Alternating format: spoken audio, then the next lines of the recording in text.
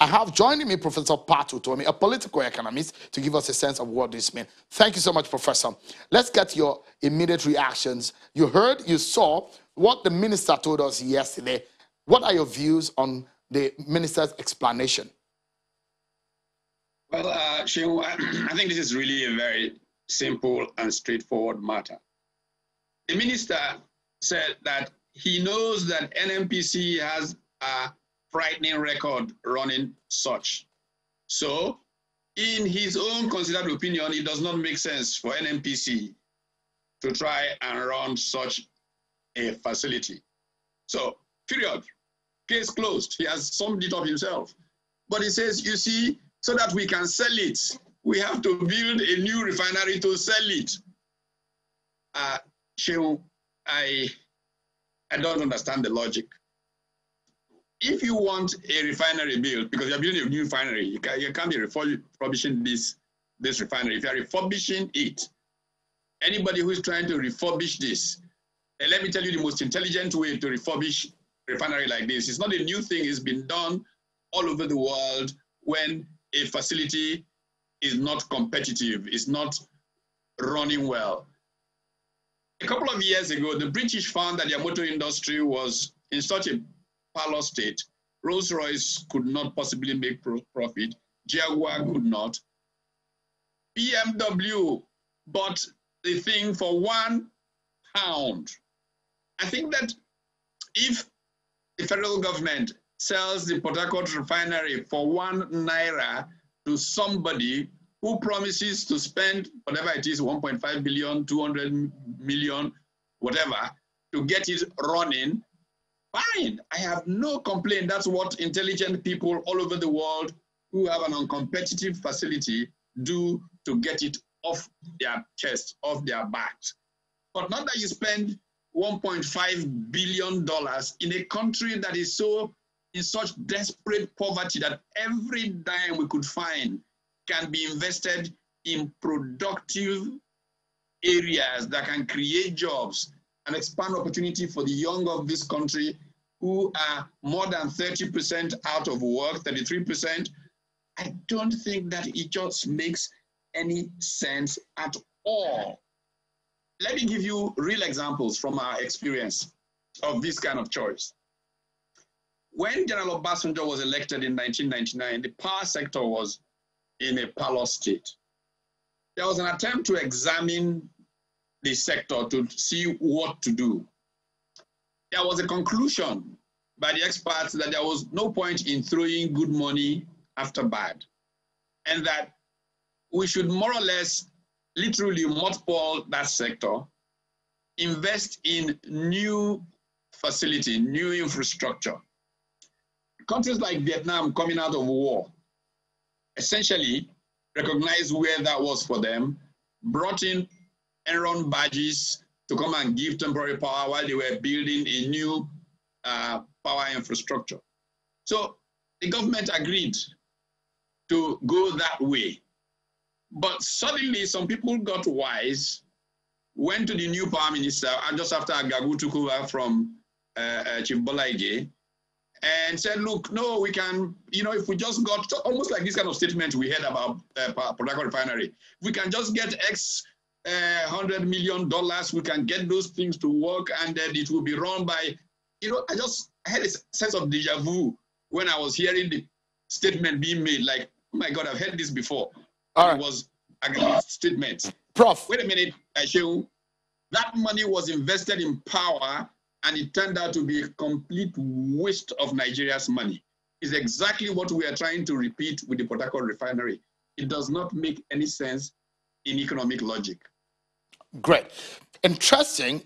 Prof, your expertise, both in politics and economics, give us a sense to break this down. We have two options, like a lot of experts have also said, fixing before selling, or selling, then whoever buys fixes.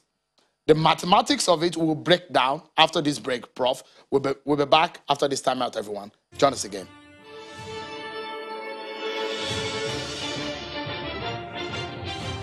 All right, 4 Nigerian refineries are not working. The federal government says it hopes to fix one of them But what does this mean mathematically, economically? 1.45 billion US dollars is planned to be spent. The federal government have explained their own part on how they want to go about it. But from the expert's point of view, what does this mean for us as a people? And that's why we have Professor Pat Utomi, a famous Nigerian political economist. He's on the program tonight. Thank you so much, Prof, for joining us. There are those of the views that, look, well, the minister said there was a time that, in fact, some of these refineries were sold. There are those of the view that sell it and let whoever who buys it go and fix it. But the minister told us that the federal government's position is that based on the Ajaokuta experience, they do not want a repeat of that scenario because according to him, it was balkanized and the situation got worse for the federal government and they don't want a repeat of it. And so he's saying they want to fix before he's selling it. Do you disagree with that? Completely, totally, without even pausing to think. Why? Because I've thought enough about it to recognize that if you commercially, look, what happened with Indorama and the petrochemicals plant in Port Harcourt in the same place? Indorama is today one of the more profitable companies in our country. Did the federal government spend 1.5 billion and then sell it to Indorama? Think about that. If the people who we are preparing it for sale to think it is valuable, they will borrow. I have said sell it for 1 naira. I'm not saying haggle with them over 200 billion. Accept that. Look, when you are losing money, cut your loss and move on. Do you know how much was spent running a refinery that did not produce anything last year, year before last? The day that you sell it for 1 naira, you end that whole outflow.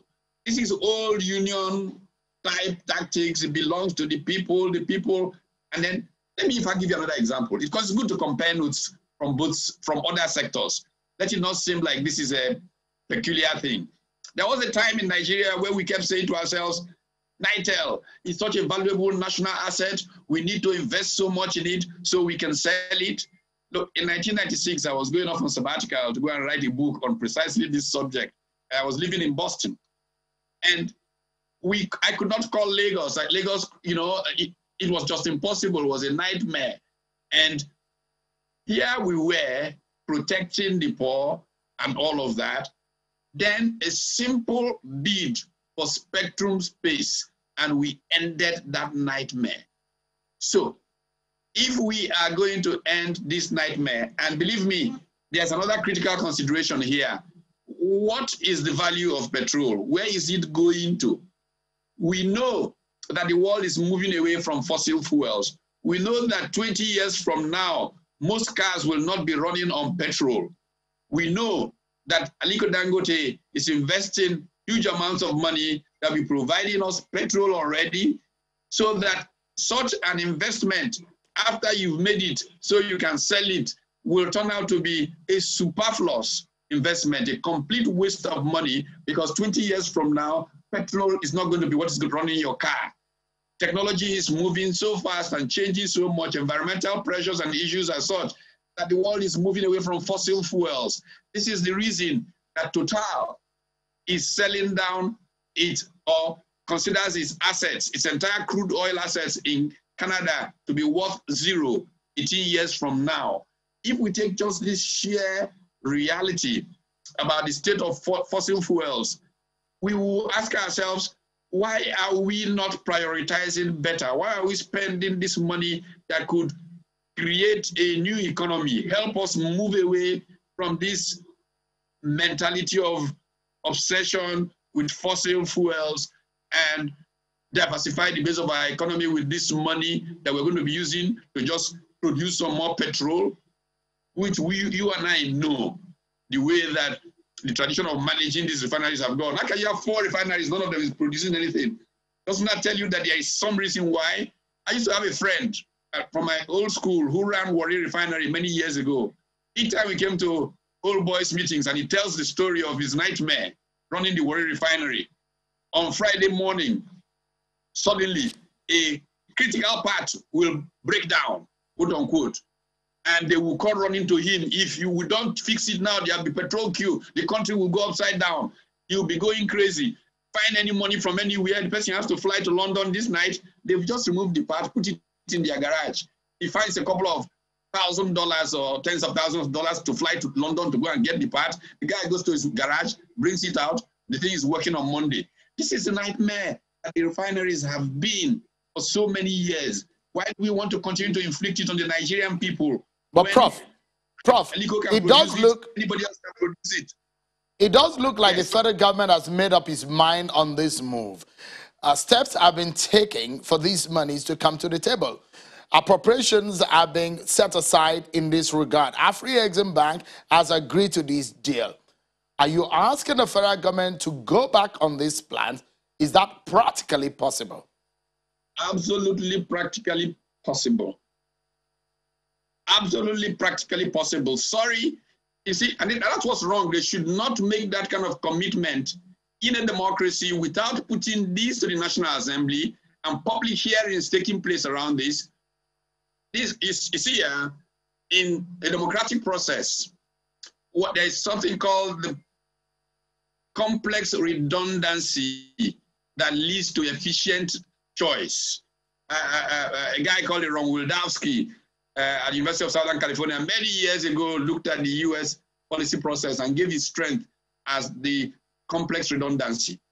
If this had gone to a committee of National Assembly and there had been a public hearing by the subcommittee on petroleum refineries and people had come out to speak on the options that are available and are possible. Look, we need refineries in Nigeria for export of what is here, but with new kinds of technologies in mind, bearing in mind that fossil fuels will not be so important a few years down the line. The technology is changing so fast that if we are obsessed with fixing an old refinery and some Italians just want to fix us something so they can make some money, we're just going to dump public money that will keep Nigerians poorer down the line. But if we had an entrepreneur who sees crude oil available in Nigeria and can refine this crude oil and sees the trends in technology and can add other things to make it some other things as the dependence on petrol changes in the way the world powers its automobiles down the line, that entrepreneur will bring the money that is necessary from wherever it is because of the incentives that you provide them, not because you are paying to bring that Prof, in. Yeah, in 60 seconds, we need to wrap up now. But, I mean, because this is a political program and the decision of the federal government is largely political too. And there are politicians who disagree with this government that are in the opposition who say that if they come into power, they are going to sell some of these facilities to their friends. That's one of the points that the present government is making, that any other view against their move is aligned to those politicians who believe that we should sell this asset.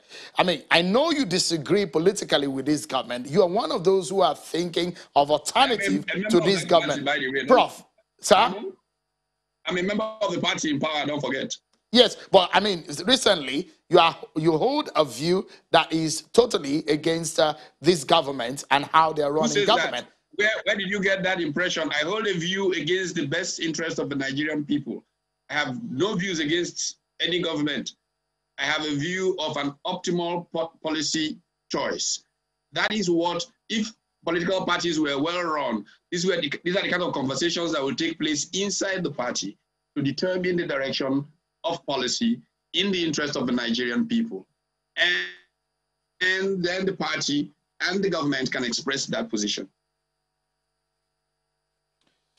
Prof, I think we should leave it at that. But many thanks for coming tonight and sharing your views on this very, very important matter. Professor Pat Utomi, political economist, thank you so much indeed for your time tonight. A great pleasure.